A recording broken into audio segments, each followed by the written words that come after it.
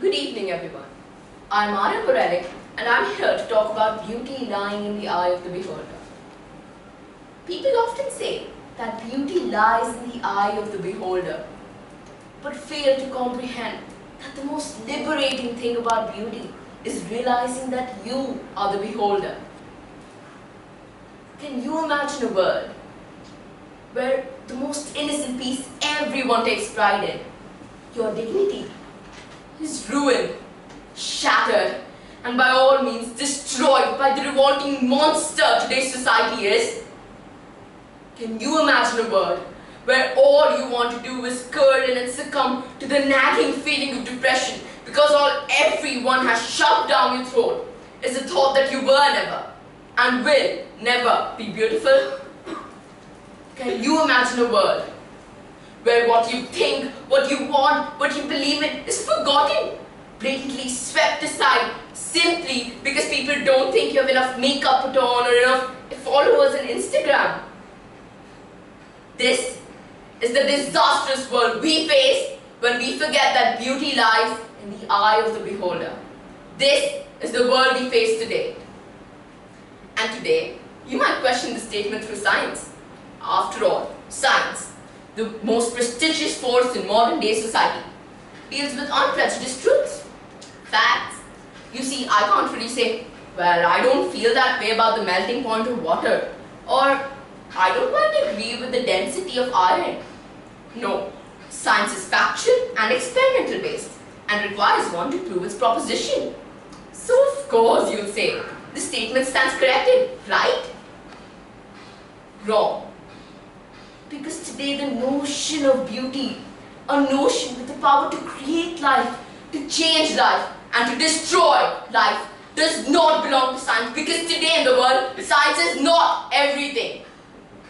Beauty, they say, lies in the eye of the beholder. However, call it too much independence, if you will. We're not supposed to behold the beauty in others if that means titling them as ugly. Appreciate beauty, sure. Strive to achieve that beauty, definitely. But whisper and mock that beauty. Destroy the aura of purity each work of art holds, each place emits, and each human rightfully deserves, shows just how inhumane us humans can really be. And today I have a question for all of humanity. What gives you the rights to think that your opinion matters more than anyone else's? For today, you might be an A-star child and you might have the perfect GPA and you might be the ideal candidate, but there will always be those nagging judgments. The true monsters you know you must not let get to you. Something you and I both fail to do. Why? Because today, no matter what we say and what we hide and what we fake, none of us seated here truly believe that beauty lies in the eye of the beholder. Because today, notions like beauty strive on the ideal abstract every child and every fashionista has engraved into their minds.